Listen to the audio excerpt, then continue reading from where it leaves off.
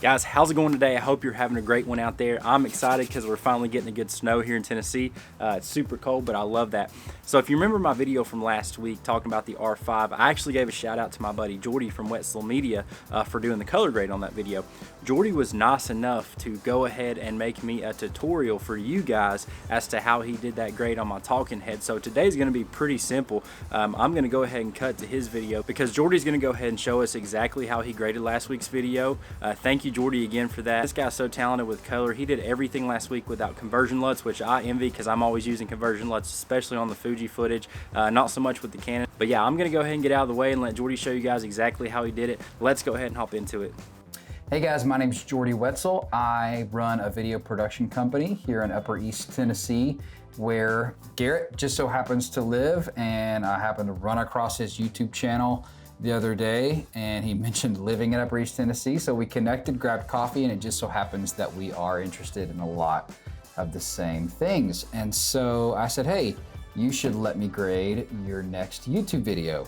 The reason I said that is because I feel strong in the world of storytelling. I feel competent, capable in the world of camera operating. I have struggled for years with color. If you're like me, you may have gotten sort of sucked into the world of LUTs, and don't get me wrong, I still use LUTs. I use them in camera, on set for exposure and color in camera, just to sort of get a vibe of what the image is gonna look like in post. But for post workflow, I'm trying to stop relying on LUTs for everything I do. Again, doesn't mean they don't have a place, and I think there's a lot of good products out there, but I'm in this world where I'm trying to color grade a little bit every day, and I'm trying to start from scratch. So today we're starting with Garrett's F-log footage out of his Fuji X-T3. He's likely using his maybe 23 f2 lens on that body, and he's an F-log here. I know he uses an SL60. I can see in his glasses reflection here, he's using a grid. It's all good. So we've got a grade here that I just finished, and I'm gonna walk you through and show you what we did to get this look. Okay, so here's before, and there's the finished product. Okay, before, after. Okay, let's get started. So the first thing we do is we want to leave, before I go, let me tell you, I'm gonna ask Garrett to put his link in the YouTube description. I think his name is Kazi. He's been a huge, huge help for me as I sort of journey into learning to color correct and color grade. He has an incredible freelance colorist masterclass, I think is what it's called, that I have yet to buy because I've gotten so much value out of his free content, but I'm going to buy it because I've gotten so much free value out of the content that he posts. So a lot of what I'm gonna do here today is directly from him. So go check out his work because it's worth it. So we are gonna start by leaving our first node just for noise reduction, which we're gonna do at the end because it chews through CPU power, or CPU usage, and or GPU. I'm not gonna pretend like I understand what I'm talking about there. Either way, it's processor intensive or something and slows our machine down, so we're gonna leave it for last. So the first thing we do is just primary wheels.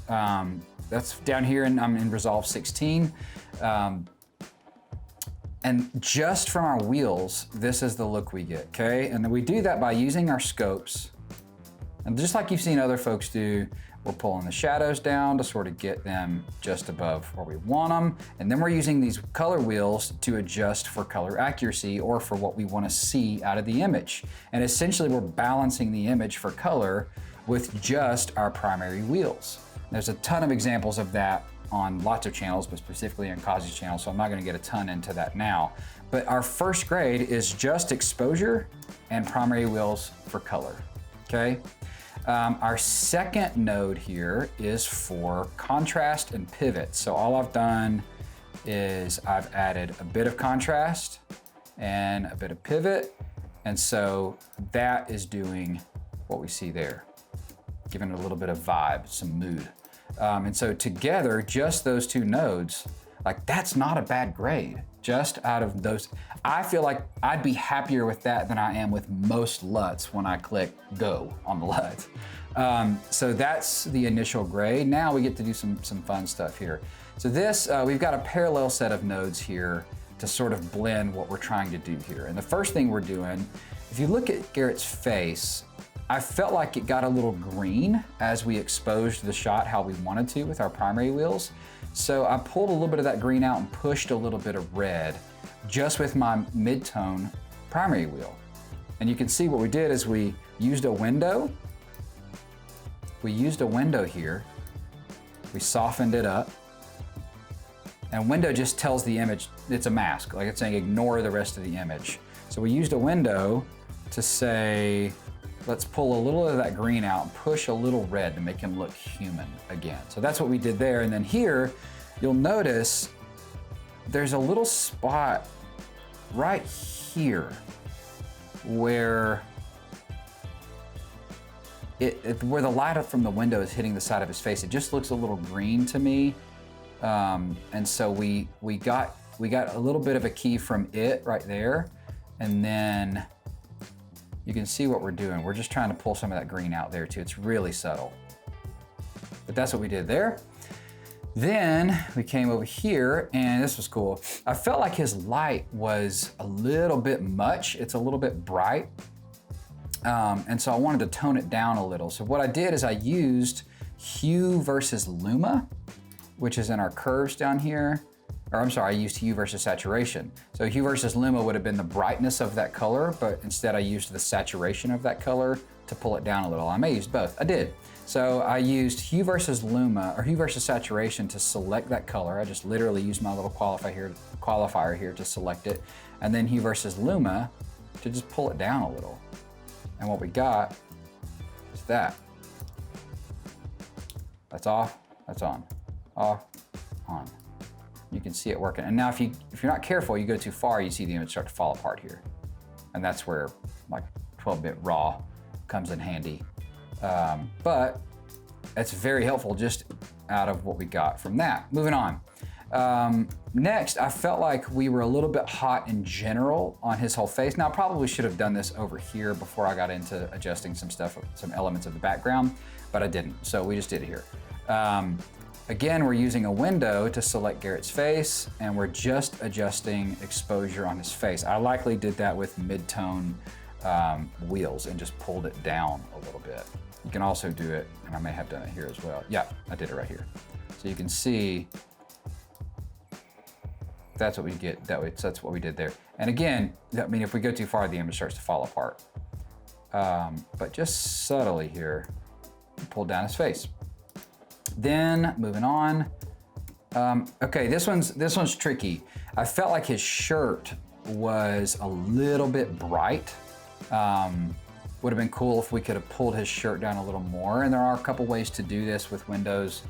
But I tried with just hue versus luma, where I could just select the color of his shirt and pull down the brightness. And you can see it's affecting over here because we got some similar colors on his monitor.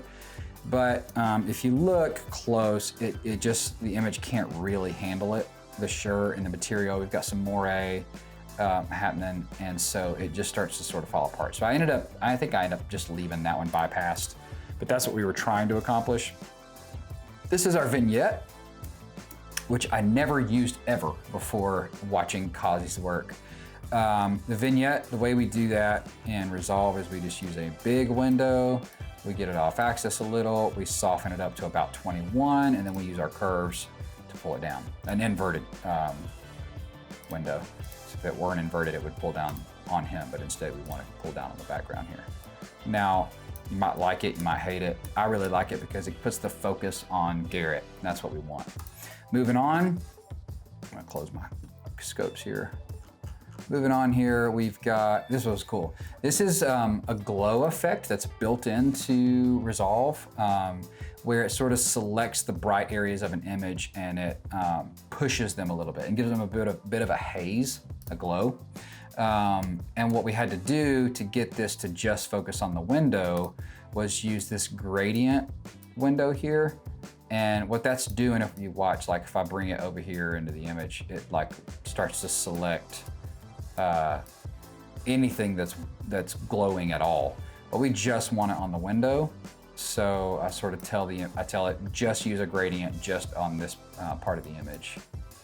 And again, it's subtle, but it just gives it this like hazy, vibey look that I really like. It sort of doesn't draw attention to the window, but it sort of embraces it as part of the shot instead of just being part of the background.